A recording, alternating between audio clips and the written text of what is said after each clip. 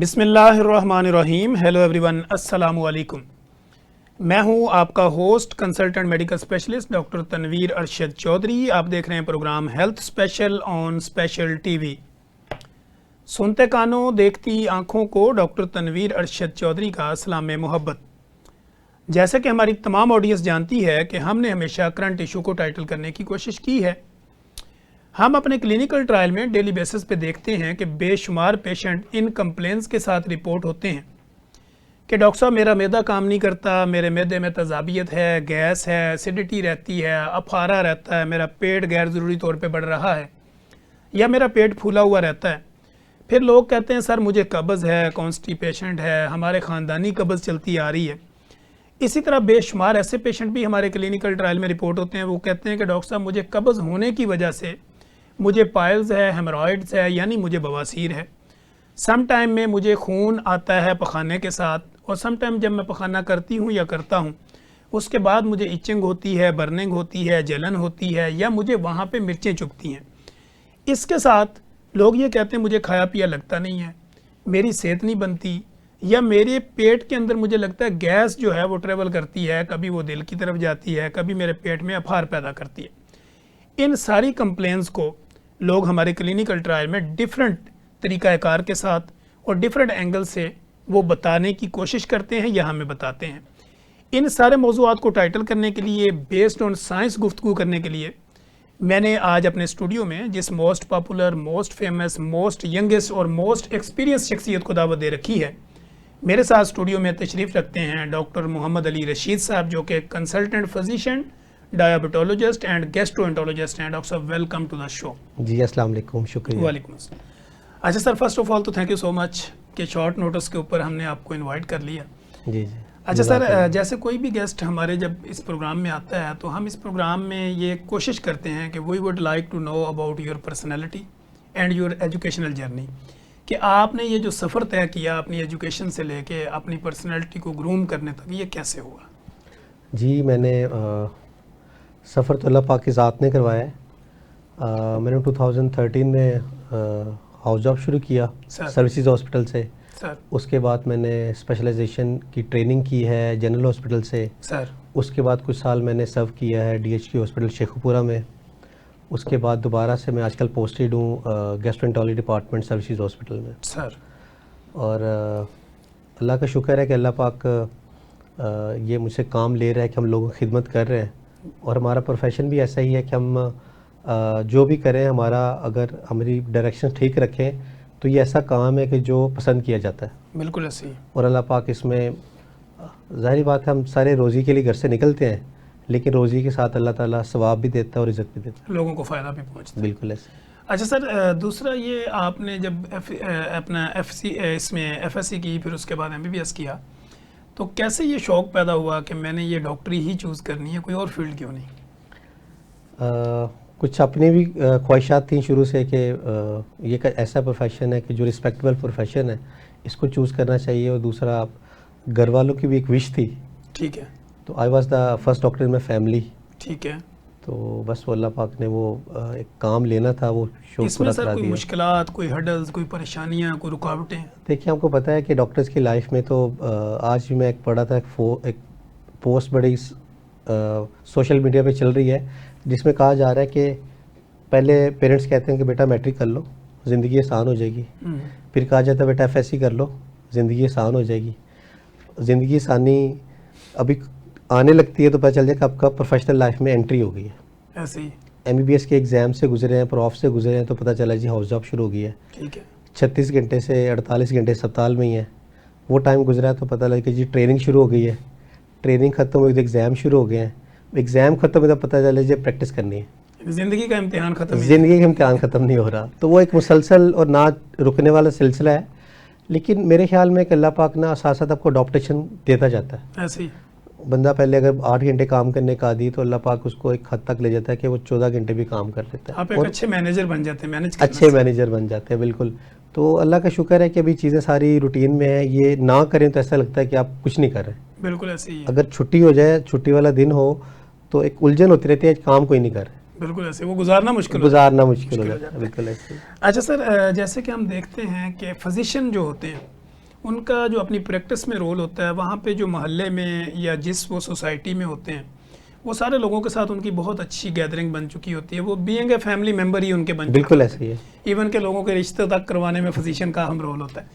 अच्छा sir, being a physician आप क्या समझते हैं कि ये कब्ज़ होने की बेसिक वजूहात क्या है?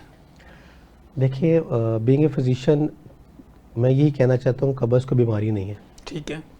कब्ज़ बेसिकली हमारे डाइटरी मेजर्स का मसला है। ठीक है। अगर मैं पानी कम पीऊँगा ठीक। तो ऑटोमेटिकली स्टूल हार्ड होगा। ऐसे ही। स्टूल कुछ दिन हार्ड रहेगा तो वो कॉन्स्टिपेशन की वजह बनेगा। हमारे खाने में अगर डाइटरी फाइबर्स नहीं है ठीक है। तो वो कब्ज़ करेगी। ठीक है। अगर हमारे डेली की रूटीन में एक्सरसाइज नहीं है तो वो कब्ज़ होगी।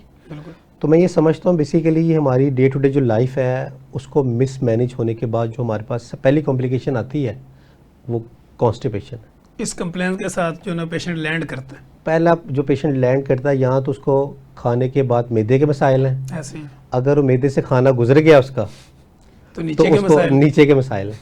तो इसलिए अगर आपके नेचुरल प्रोसेस ठीक चल रहा है, ठीक। जो अल्लाह पाक ने बॉडी को डिज़ाइन किया है कि अगर आप गोश्त ले रहे हैं तो उसके साथ डाइटरी फाइबर्स भी ले रहे हैं, ऐसे ही। और गोश्त ले रहे हैं तो साथ सब्ज़ी और फलों का भी इस्तेमाल कर रहे हैं, तो ये मसला नहीं है। ठीक है। अगर आप खा पी रहे हैं और पेट भर के नहीं खा रहे हैं और मुतवाज़न ग़िज़ा ले रहे हैं तो फिर भी मसला नहीं है। ठीक है। अगर आप एक हर बचपन से बात सुनते आ रहे हैं कि 10 से 12 गिलास पानी पीना चाहिए, ऐसे ही। अगर सारे दिन में 2 गिलास पानी पी रहे हैं और जो deficiency उसमें तो होगी। हमारी बॉडी का तो कसूर नहीं है, वो तो बिल्कुल। हमारा कसूर है। ऐसे ही। तो फिर वो पानी अगर कम होगा तो स्टूल हार्ड होगा, ऐसे ही। स्टूल हार्ड होगा तो वो कॉन्स्टिपेशन करेगा। बिल्कुल ऐसे जब ही। कॉन्स्टिपेशन होगी तो उसके अलावा कई मसले मसाइल पैदा आगे होंगे, कॉम्प्लिकेशन बढ़ती चली जाएगी। फिर वो कॉम्प्लिकेशंस आगे कई तरफ ले जाएगी हमें। ठीक हो गया। अच्छा सर, ऐसे लोग जो लोग कब्ज़ का शिकार होते हैं, जी जी।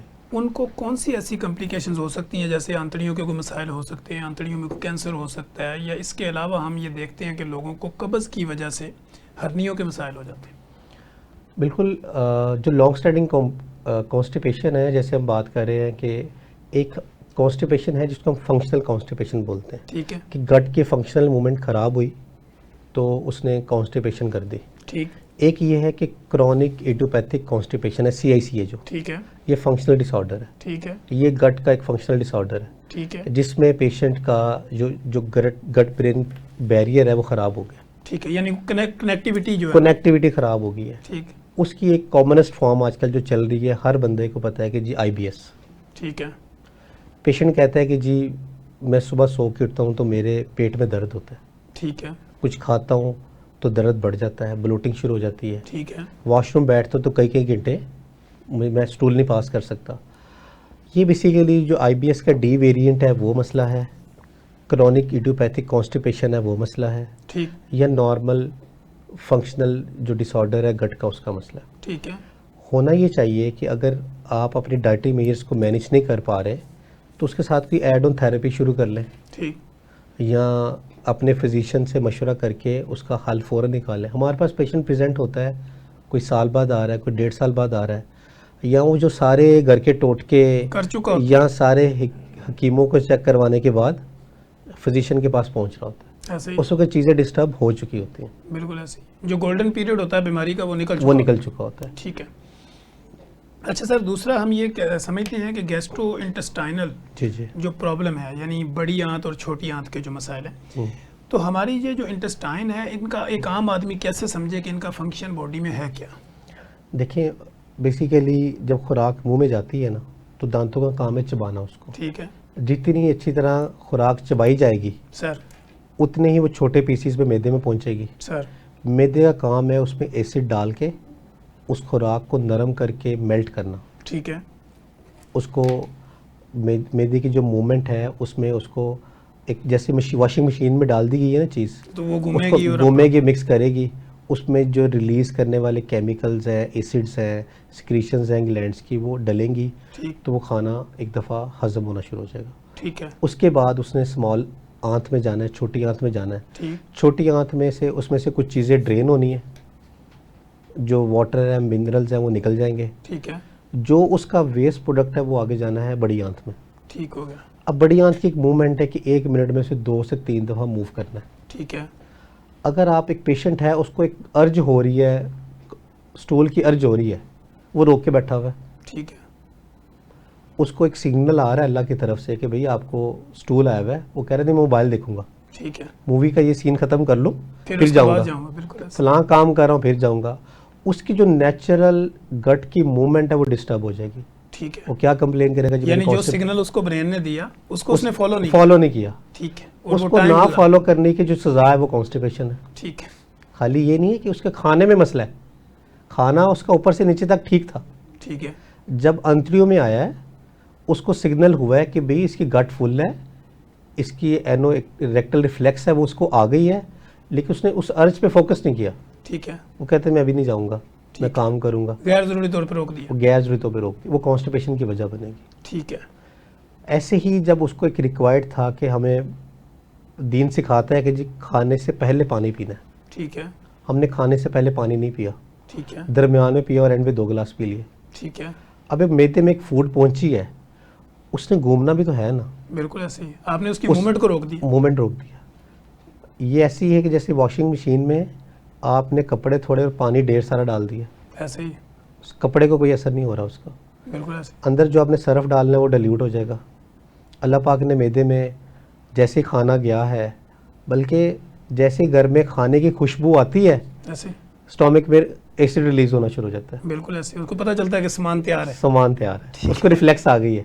ऐसे ही इसमें ये होता है कि जब जैसे ही वो खाना मैदे में जाता है एसिड रिलीज होता है, सर, अब उसमें एसिड ने उस खाने को समझ ले के पकाना है, ऐसे ही, उसको गलाना है, ठीक है, यानी स्टरलाइज भी होगा, तोड़ फोड़ का निज़ाम भी चलेगा। तोड़ फोड़ का निज़ाम भी चलेगा। वो जब एसिड की रिक्वायर क्वांटिटी पूरी डलेगी तो वो ठीक होगा। ऐसे ही, हम क्या करते हैं कि एसिड अगर डला भी है तो हमने 2 गिलास पानी पी के उसकी इफेक्टिविटी कम कर दी है, ठीक, उसको बेसिक मीडियम प्रोवाइड कर दिया, ठीक हो गया। वो खाने को फिर जो एक प्रोपल्सिव मूवमेंट है वो पूरी मिलती नहीं है, वो उसका मैदे का सिस्टम डिस्टर्ब होना शुरू हो जाता है। ठीक, तो मैं तो सबसे पहले पेशेंट को गाइड करता हूँ कि तली हुई मिर्च मसाले वाली चीज़ नहीं खानी है, ठीक है, खाने से पहले पानी पीना है, ठीक हो और गया, यानी वो रात का- 20-25 मिनट पहले ले ले। खाने से पहले पानी ले ले, दरमियान में थोड़ा सा सिप ले ले और एंड पे पानी ना पिए। ठीक है, कितनी देर का गैप रखें उसमें? कम से कम 45 मिनट्स। 45 मिनट, खाने से 30 पहले मिनट भी और बाद में भी। नहीं, खाने से फ़ौरन पहले पी ले, कोई लेकिन issue खाने के 45 मिनट तक पानी ना पिए वो। ठीक हो गया, जी बिल्कुल। ठीक हो गया। अच्छा सर, ये तो हमने इंटेस्टाइनल मूवमेंट के ऊपर लोगों को गाइड कर दिया है कि जो आपकी आंतड़ियों का काम है। मैं अक्सर अपने क्लिनिक पे लोगों को ये कहता हूँ कि दांतों का काम आंतों से मत लें। बिल्कुल ऐसे ही जो दांतों का काम है दांतों को करने दें, ऐसे ही जो आंतों का काम है वो उनको करें, क्योंकि जब आप खाना चबाएंगे नहीं, वो प्रॉपर गलेगा नहीं, तो वो सारा लोड नीचे जाएगा। बिल्कुल ऐसे ही। तो अच्छा सर, ये लोग ये समझते हैं कि जो खुराक की नाली है इनकी, इसके अंदर सम टाइम उनको ये लगता है कि खाना जो भी खाते हैं वो वापस मुंह में आ रहा होता है। तो ये जो हमारा ये गर्ड की जो होती है गैस्ट्रोएसोफेगस रिफ्लक्स डिजीज, तो ये इसकी वजह क्या होती है होने की? बेसिकली इसकी एक बड़ी वजह ये है कि जो हमारा लोअर इसोफेजियल स्फिंक्टर होता है ना, सर, खुराक की नाली जहाँ पे मैदे के साथ जुड़ती है वहाँ अल्लाह पाक ने एक टाइट स्फिंक्टर बनाया हुआ है, यानी वाल लगा हुआ है। नो रिटर्न वेल्व लगा हुआ है। ठीक है, वो नो रिटर्न वेल्व तब खराब होना है कि जब फूड की नाली पे प्रेशर पड़ेगा ठीक हो गया, या नीचे से मैदा बहुत ज़्यादा फुल होना शुरू हो जाएगा, ठीक है, पेट भर के खा लिया खाना, गैर जरूरी तौर पे खाना डाल। इतना खाना खा लिया कि जी सांस नहीं आ रहा। ठीक है, अब वो जब सांस नहीं आ रहा, या हमने खाने वाली चीज़ें भी तेज़ाबियत वाली लेनी शुरू कर दी हैं, सर, तेज़ मिर्च मसाले वाली चीज़ें हैं, उसके साथ फ्राइड स्टफ़ है, उसके ऊपर हम कोशिश हम ये सब कॉन्टिनेंट खास तौर पर पाकिस्तान में समझा जाता है कि खाने के बाद अगर कोल्ड ड्रिंक पी जाएगी ना वो खाना हजम कर देगी, वो कहते हैं वो ज्यादा अफादियत तेज कर ज़्यादा अफादियत कर देती है, लेकिन इन रिटर्न वो अफादियत नहीं बढ़ा रही होती, वो उल्टा हमारे सिस्टम और को खराब कर साइंटिफिक रही है, निज़ाम में वो नुकसान नुकसान दे रही है। आपने ये समझ लें कि आपने आग का इलाज आग से कर रहे हैं, ठीक है, मैदे में तेज़ाबियत निकल रही है, बिल्कुल, उस तेज़ाबियत को कम करने के लिए हम तेज़ाब वाला कोला पी रहे हैं, ठीक है, कार्बोनिक एसिड है ना जी, ऐसे ही कोक पी रहे हैं, 7 अप पी रहे हैं, वो क्या है, कोई भी पिए, बिल्कुल, वो कोई भी चीज़ पी रहे हैं, वो एसिड पी रहे हैं। ठीक है, एसिड की आग को बजाने के लिए क्या डाल रहे हैं ऊपर, फिर एसिड डाल। फिर एसिड डाल रहे हैं। अब होता ये कि इस वक्त जब ये मैदा फुल है, ऊपर से तेज़ाबियत चीज़ ज़्यादा है, तो हमारा जो लोअर इसोफेजियल स्फिंक्टर है वो डिस्टर्ब हो जाता है, ठीक है, फूड कंटेंट वापस आता है, ठीक है, पेशेंट कहता है मेरे गले में खाना वापस आ रहा है, यानी खाना मुंह में वापस मुंह आ में रहा वापस आ रहा है। फिर पेशेंट कहता है कि जी मेरे गले में तेज़ाबियत आ रही है, मैं सुबह सो के उठता हूं, मुंह का जायका कड़वा सा रहता है, ठीक है, मेरा गला बार बार ख़राब हो रहा है, ठीक है। रिकरेंट फेरिंजाइटिस हो रहा है, रिकरेंट उसको लेरिंजाइटिस हो रहा है, ठीक। उसको बार बार गले में खटास आती है, ऐसे ही, वो बार बार डॉक्टर के पास जाता है जी मेरा गला पक रहा है, ठीक है, वो गला नहीं पकड़ा, वो कोई थ्रोट इन्फेक्शन नहीं है, ठीक वो है। सोर थ्रोट की वजह कोई वायरल कोई बैक्टीरियल इन्फेक्शन नहीं है, वो सोर थ्रोट की वजह बेसिकली वो एसिड है। जो कि अंदर बिल्कुल, प्रोड्यूस वो हो रहा है। एसिड अंदर से वापस आ रहा है। फिर ठीक। क्या पेशेंट कंप्लेन करता है कि पेशेंट को जब वो रिफ्लक्स हो रहा होता है उसको कफ रहना शुरू हो जाती है। ऐसे ही, वो 6-6 माह तक मैंने पेशेंट देखे हैं कि जो ड्राई कफ का सिरप पीते रहते हैं। ऐसे ही, और मसला वो नहीं होता। है उसको गर्ड है, लेकिन वो ड्राई कफ का सिरप पी रहा है। अब जब ड्राई कफ का सिरप पी रहा है, वो इन रिटर्न कई कफ सिरप हैं जो एसिडिटी कॉज करते हैं। ऐसे ही, पेशेंट मैंने ऐसे देखे हैं कि जो अस्थमा की ट्रीटमेंट पे चले गए, और किताबें लिखती हैं क्रॉनिक गैस्ट्रोइसोफेजियल रिफ्लक्स डिजीज या gastritis may lead to asthma. ऐसे ही। तो पेशेंट उसका अस्थमा का ट्रीट कराते जाएंगे, लेकिन मेन कॉज को ट्रीट नहीं करेंगे। बेसिक रीजन जो और बेसिक रीजन treatment और है, कुछ और ट्रीटमेंट चल कुछ और है। ठीक। इसलिए जो गर्ड है ये बेसिकली ये एक प्रिवेंटिव डिजीज़ बन सकती है कि अगर हम अपने खाने पीने की रूटीन बेहतर कर लें और एक 4 से 8 हफ्ते का एक दवाइयों का कोर्स है वो कर लें, तो हम इससे हमेशा के लिए जान छुड़ा सकते हैं। ठीक। अच्छा सर, इसी से रेलिवेंट एक सवाल मेरे माइंड में भी चल रहा था। कुछ लोग जब इस तरह की तजाबियत वाला मसला होता है तो उनके मुंह में छाले दाने बनना शुरू हो जाते हैं। वो कहते हैं डॉक्टर साहब मेरे दाएं बाएं अपर लेफ्ट जो है ना वो दाने बनना शुरू हो गए, खाना लगना शुरू हो गया, कि पानी भी पीते हैं तो वो मुंह में लगता है। तो उसकी सर रीज़न क्या होती है और उसको किस तरह हम मैनेज करते हैं? बेसिकली ये जो मुंह में अल्सर बनना है, मुंह में दाने बनना है, बेसिकली ये अल्सर्स हैं जिसको हम एफ्थल सल्सल बोलते हैं। ठीक। ये ज़ुबान पे बन सकते आपकी हैं, ज़ुबान के फ्रंट पे बन बिल्कुल सकते बन हैं, सकते लिप के अंदर हैं, लिप के अंदर लोअर बन सकते हैं, और इसके अलावा हमारे सॉफ्ट पैलेट पे बन सकते हैं। ठीक। ऐसे पेशेंट को तो हमें पहले तो उसका जो कॉज है, वो अगर उसकी कॉज गैस्ट्राइटिस है ठीक। तो उसको ट्रीट करना है। उसको ये मशवरा देना है कि रात को खाना जल्दी खाए ठीक। और सोने से पहले ब्रश करके सोए। ठीक। अगर वो रात को अपने मुंह से फूड साफ करके सोता है तो फूड जो रात को स्टेसिस करेगी मुंह के अंदर, वो इन्फेक्शन कॉज करेगी, उससे भी अल्सर बनेंगे। एसिडिक मीडियम रहेगा तो अल्सर बनेंगे। और उसके अलावा कुछ ऐसे लोग होते हैं जो इम्यूनो कम्प्रोमाइज्ड होते हैं, ऐसे ही, हम ऑटोइम्यून उसको डिजीज भी। ऑटोइम्यून डिजीज़ है या इम्यूनो कम्प्रोमाइज्ड है, तो ऐसे पेशेंट को हमने डिफरेंशिएट करना है कि जी गैस्ट्राइटिस की वजह से एक लॉन्ग स्टैंडिंग पेशेंट है, वो जो कह रहे हैं पिछले 6 माह साल से मेरे अल्सर ठीक ही नहीं हो रहे, ठीक। तो ऐसे पेशेंट की हमने वायरल सीरोलॉजी करानी है, ठीक है, जिसमें HIV पॉजिटिव होना एक बड़ी वजह वजह है हो सकती है। इसकी अल्सर्स होने की। ठीक तो है। इसके लिए अपनी जो पेशेंट लॉन्ग स्टैंडिंग है ठीक उसके है। वायरल सीरोलॉजी होनी चाहिए, ठीक है। तो उससे अच्छा। बचा जा सकता है। ठीक हो गया। अच्छा सर, जैसे आपने IBS की बात की थी, आजकल हम देखते हैं हर दूसरा तीसरा बंदा जो है ना वो उसकी प्रिस्क्रिप्शन के ऊपर लिखा होता है कि IBS जी, पेशेंट, IBS। और साथ ही उसको एंटी डिप्रेसेंट पे डाला होता है, PPI वगैरह पे डाला होता है। तो IBS के मरीज़ की ज़िंदगी को आसान कैसे करें? IBS के मरीज़ की ज़िंदगी इस तरह आसान की जा सकता है, पर इसको यकीन दिलाया जाए कि आप बीमार नहीं है, ठीक है, कि आपकी लाइफस्टाइल मॉडिफिकेशन होनी है। कि आपको कोई ऐसी बीमारी नहीं है जिसके लिए आपको दवाइयों की ज़रूरत है। अगर पेशेंट को ये अंडरस्टैंडिंग आ जाए कि मुझे कोई बीमारी नहीं है, ठीक है। तो उसके 70% जो इश्यूज़ हैं वो रिजॉल्व हो जाएंगे। ठीक है। हाँ, अगर पेशेंट को लॉन्ग स्टैंडिंग, आपको पता है कि IBS के 2 कंपोनेंट्स हैं, वो कॉन्स्टिपेशन भी हो सकता है और डायरिया भी हो सकता है, बिल्कुल ऐसे ही। या वो IBS C है या IBS D है। ठीक है। दोनों सूरतों में इसको पहले रीएश्योरेंस है कि भाई ये कुछ नहीं है, this is a miscommunication between the gut and the brain. ठीक है, यानी सिग्नल इश्यूज आ रहे हैं। सिग्नल्स इशू हैं। ठीक है, आपने वहाँ जाना है जहाँ सिग्नल्स पूरे आए। पूरे आ जाए। उस सिग्नल्स पूरे आने का तरीकाकार एक ही है कि वो मेंटली जिस चीज़ में, जिस इशू में, जिस साइकोलॉजिकल इशू में वो फंसा हुआ है उसको निकाला जाए। ठीक है, इसलिए एंटी डिप्रेसेंट भी बीच में ऐड की जाती वो है। एंटी डिप्रेसेंट इसलिए ऐड की जाती है कि पेशेंट की प्रॉपर काउंसलिंग नहीं होती है, पेशेंट का जो रिस्क फैक्टर है वो आइडेंटिफाई नहीं किया जाता और पेशेंट को रीअश्योर नहीं किया जाता। ठीक है। अगर तीनों पैरामीटर पूरे हो जाएं तो एंटी डिप्रेसेंट सबसे लास्ट स्टेज है, ठीक है, लास्ट ऑप्शन के तौर लास्ट ऑप्शन के तौर पर। ठीक तो अगर वो डाइटरी मॉडिफिकेशन कर लेता है, अपनी लाइफस्टाइल को बेहतर कर लेता है, अपने आप को समझा सर। लेता है, तो बच सकता है इससे। जी नाजरीन, कहीं मत जाइएगा, डॉक्टर मोहम्मद अली रशीद हमारे साथ मौजूद हैं। यहीं पे वक्त हुआ एक ब्रेक का। ब्रेक के बाद जब हम आएंगे तो हम अपनी मज़े की गुफ्तगू यहीं से जारी रखेंगे। वेलकम बैक नाजरीन, आप देख रहे हैं हेल्थ स्पेशल प्रोग्राम और हमारे साथ स्टूडियो में मोस्ट पॉपुलर गेस्ट मौजूद हैं डॉक्टर मोहम्मद अली रशीद साहब, जो कि consultant physician, diabetologist and gastroenterologist हैं। सर, जैसे कि ब्रेक से पहले हम बात कर रहे थे IBS के ऊपर। IBS में एक कंपोनेंट, जैसे आपने एंजाइटी का जिक्र किया, डिप्रेशन का जिक्र किया, तो अगर कोई आईबीएस का पेशेंट अगर वॉक करे, पानी का प्रॉपर इस्तेमाल करे, नींद पूरी ले, तो क्या आईबीएस को रिवर्स किया जा सकता है? बिल्कुल किया जा सकता है। ये एक कॉमनेस्ट बीमारी है, ख़ास तौर पर स्टूडेंट्स की। सर। हमारे पास बहुत सारे स्टूडेंट्स आते हैं कि जी मुझे ये मसला चल रहा है, और उनको खुद आइडेंटिफाइड होता है कि उनको आईबीएस है, ठीक। लेकिन फिर भी वो ट्रीटमेंट सीख करना चाहते हैं। ठीक है।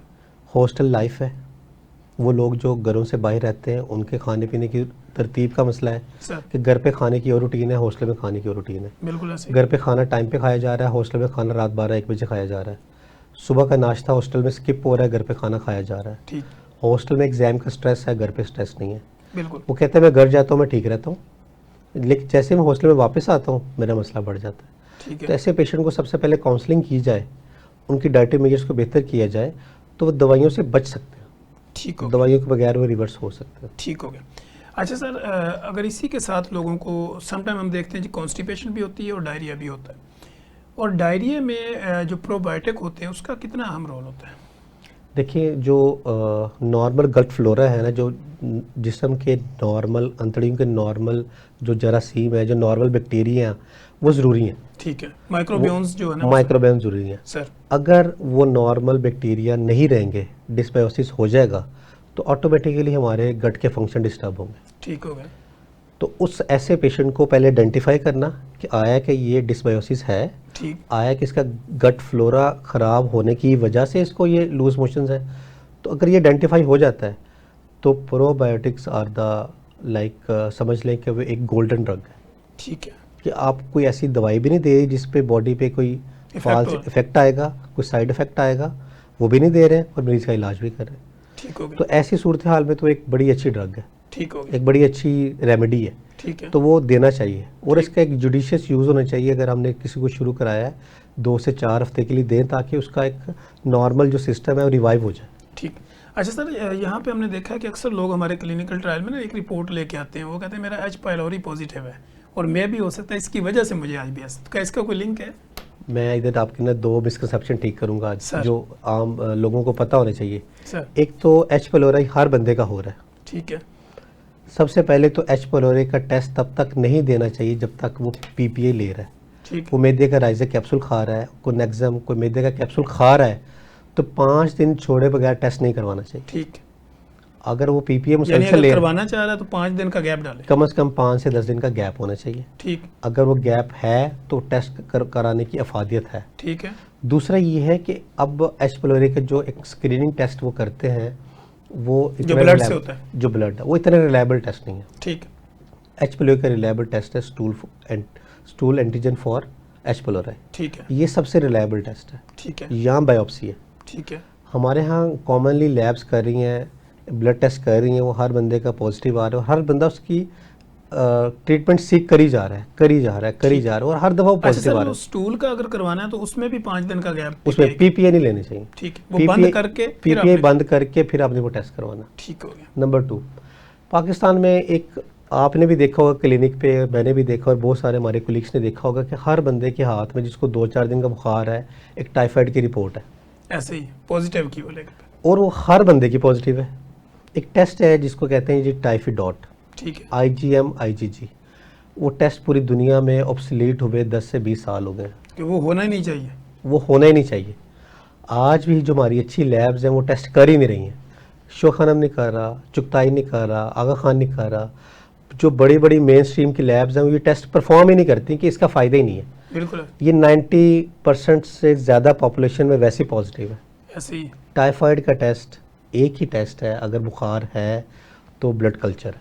ठीक है, वो आपने देना है। ये आम आवाम को पता होना चाहिए कि भाई और टाइफिडॉट ब्लड कल्चर में भी कोई एंटीबायोटिक का गैप होना चाहिए। एंटीबायोटिक का गैप होने चाहिए। प्री एंटीबायोटिक अगर फीवर है, फिजिशियन सस्पेक्ट कर रहा है, तो प्री एंटीबायोटिक इन्फ्यूजन या ओरल सप्लीमेंटेशन से पहले वो सैंपल भिजवा दें, एंटीबायोटिक उसके बाद एम्पिरिकल आप- ट्रीटमेंट शुरू कर दें। ठीक।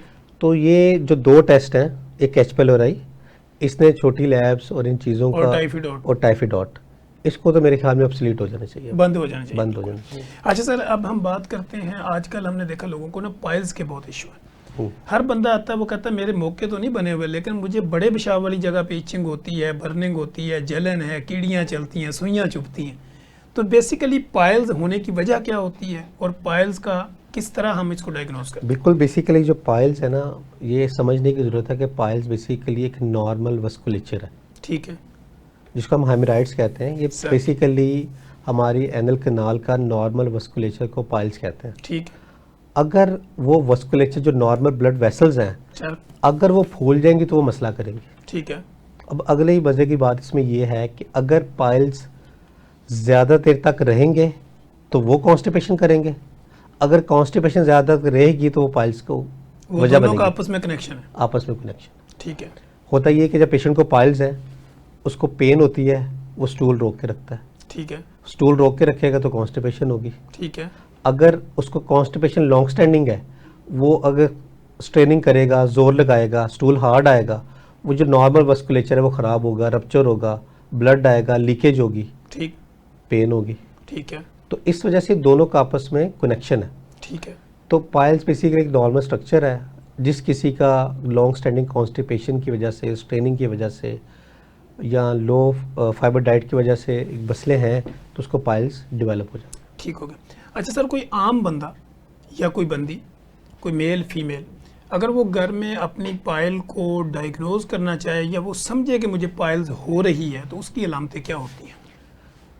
किसी को स्टूल के साथ ब्लड आ रहा है सर और ब्लड पेनलेस है, ठीक है, पेन नहीं है, लेकिन ब्लड आ रहा है, ब्लड आ रहा है On and off. और अमाउंट ज़्यादा है, ऑन एंड ऑफ, ठीक है। और अमाउंट ज़्यादा। ज़्यादा है तो ज़्यादा चांसेस ये पाइल्स है।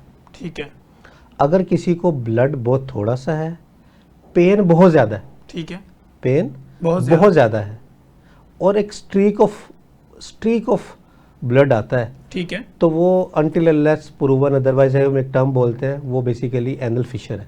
ठीक है, पेन बहुत ज़्यादा है, ब्लड बहुत थोड़ा सा है, वो एनल फिशर है। ठीक। एक और चीज़ होती है जिसको हम कहते हैं पॉलिप, ठीक है, एनल पॉलिप भी होते हैं। ठीक है, वो भी एक पेशेंट कंप्लेन करेगा something is coming out of my anus canal, ठीक है, वो भी पेनलेस होता है। ठीक है, वो उसमें सिर्फ यूजुअली बर्निंग होती है, ठीक है, बर्निंग हमारे एनल फिशर में बर्निंग होती है। ठीक, लेकिन तीनों में फीचर्स मैंने आपको डिफ्रेंशिएट कर दिए हैं। अगर ये तीनों अलामत का पता हो तो इनिशियली पेशेंट अपने आप को असेस कर सकता है कि मुझे क्या हो सकता है। ठीक। लेकिन ये सारी चीज़ों की ट्रीटमेंट अपनी असेसमेंट पे नहीं करानी पेशेंट और ने। कोई भी home remedy, self home medication remedy तब तक इस्तेमाल नहीं करनी जब तीनों चीज़ों को हम किसी फिजिशियन सर्जन से वेरीफाई करके डायग्नोसिस उसका ना बनवा लें। ठीक। अच्छा सर, टाइप्स ऑफ पाइल्स की अगर हम बात करें तो एक आम आदमी ये समझे कि बवासीर की कितनी किस्में हैं? देखें जी, बवासीर की सर पे ना सारी उम्र हकीमों ने प्रैक्टिस की। ठीक। खूनी बवासीर पे बादी बवासीर। ठीक है। मुझे उन खूनी और बादी का तो नहीं पता, पर मुझे इतना पता है कि हेमोराइड्स दो किस्म के हैं, ठीक है, एक इंटरनल और एक एक्सटर्नल। ठीक है, अगर इंटरनल है वो भी ब्लड लीक कर सकते हैं, एक्सटर्नल है वो भी ब्लड लीक कर सकते हैं। ठीक है, दोनों की कॉज मोस्ट कॉमनली कॉन्स्टिपेशन ही है। ठीक है, वो दोनों का डायग्नोसिस अगेन ऑन एग्जामिनेशन ही बनेगा। ठीक है, हाँ, हमारे यहाँ माशरे में एक मसला है कि वो फीमेल्स को मसला है तो वो यूजुअली कई देर तक एग्जामिनेशन ही नहीं कराती। ठीक है, अब हर जगह पे फीमेल फिजिशियंस भी मौजूद हैं, फीमेल गायनेकोलॉजिस्ट भी मौजूद हैं और फीमेल सर्जन्स भी मौजूद हैं। ठीक है, वो मेल्स को नहीं चेक करवाना चाहती तो फीमेल्स को लाजमी दिखा के जब और तक proper विजुअल examine डायग्नोसिस, कराएं। हाँ, विजुअल डायग्नोसिस नहीं बनेगा ना तब तक हम कुछ कह नहीं सकते उसके बारे में। ठीक है, तो विजुअल डायग्नोसिस बन जाए तो उसकी ट्रीटमेंट है। ठीक हो गया।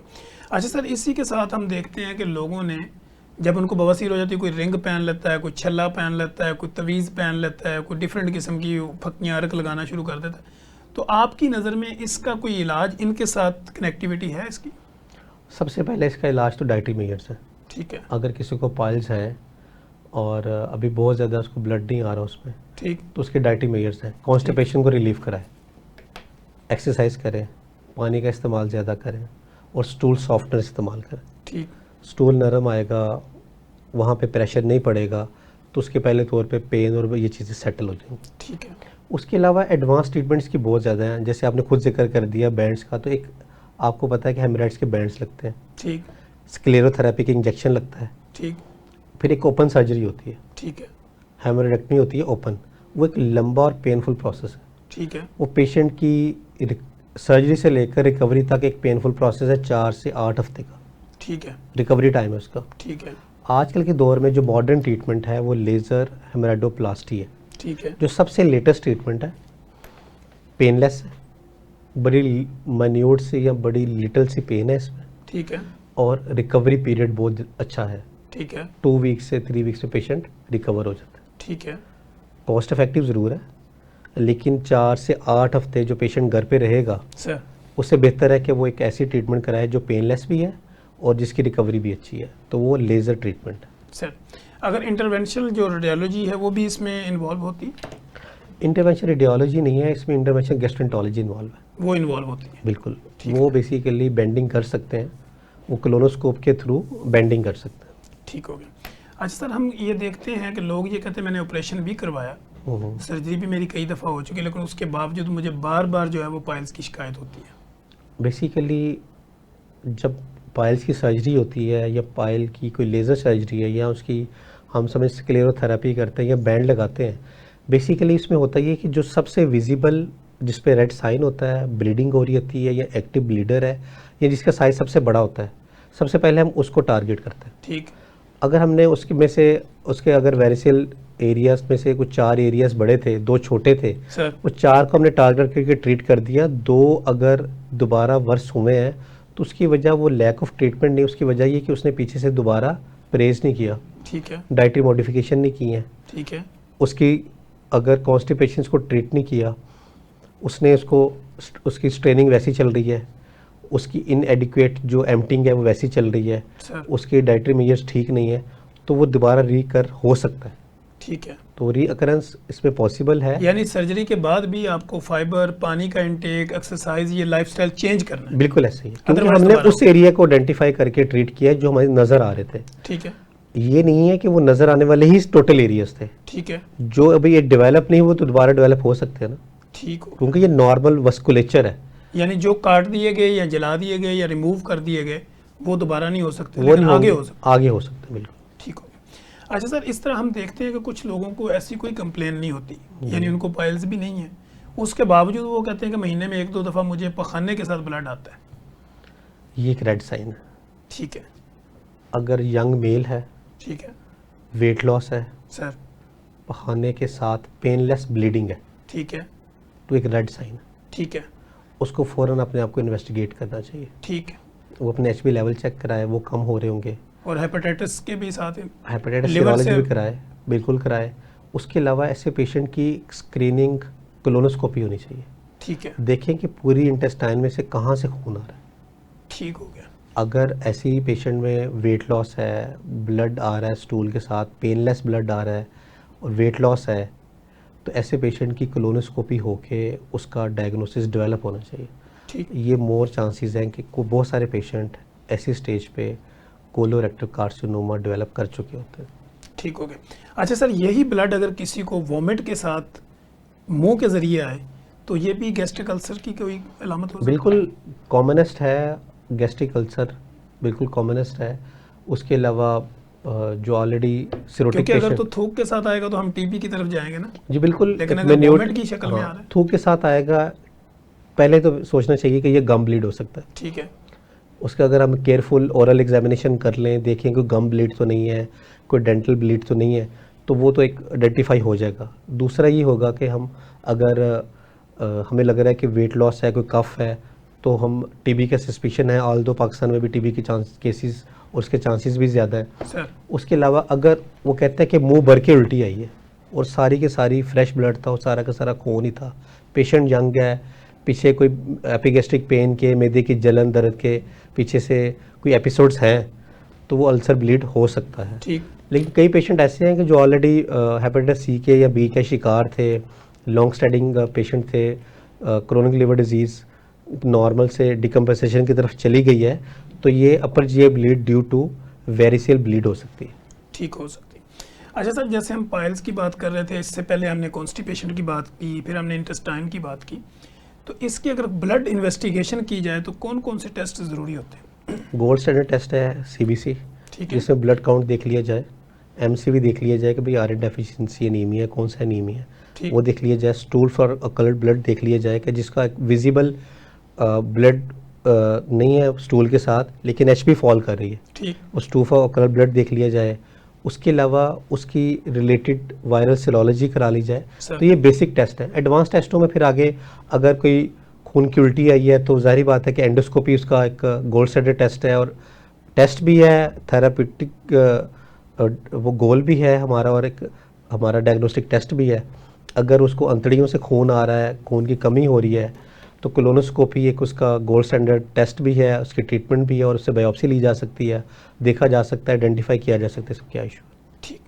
अच्छा सर, कुछ लोगों का हमने देखा है कि वो अपनी ओरल कैविटी को बहुत अच्छे तरीके से क्लीन रखते हैं, हाइजीन का प्रॉपर ख्याल रखते हैं, तो उनको मैदे के इशू कम होते हैं। इसमें कोई रियलिटी है based on science? Oral cavity का मैदे के साथ कोई लिंक? मैंने आपको बड़े शुरू में बात की थी कि जिस पेशेंट को गर्ड रह रहा है, जिस पेशेंट को मैदे की तेज़ाबियत रह रही है, कफ रह रही है, उसको चाहिए रात का खाना 2 घंटे पहले खा ले, ठीक। और खाना सोने से पहले ब्रश करके सोए, दांत साफ करके सोए। यानी कोई चीज़ पार्टिकल अंदर ना? जब पार्टिकल अंदर नहीं रहेगा तो जो हमारा ओरल कैविटी है वो हेल्दी रहेगी, ठीक है। उसमें कोई बैक्टीरिया डेवलप नहीं करेंगे, क्योंकि ओवर ग्रोथ नहीं होगी, तो वो ओरल इन्फेक्शंस के या ओरल अल्सर के चांसेस कम हो जाएंगे उसमें। ठीक हो गया। और दूसरी बात कि आपने कहा कि बिल्कुल इसमें चांसेस होते हैं, ठीक है। साइंस भी ये कहती है और एविडेंट भी यही है कि अगर वो अपने ओरल कैविटी को साफ रखता है तो उसके तो ओरल अल्सर्स के, ओरल जो बैड एक स्मेल है, माउथ जो ऑर्डर है वो ख़राब होने के चांसेस कम होते हैं ऐसे पेशेंट्स। ठीक है।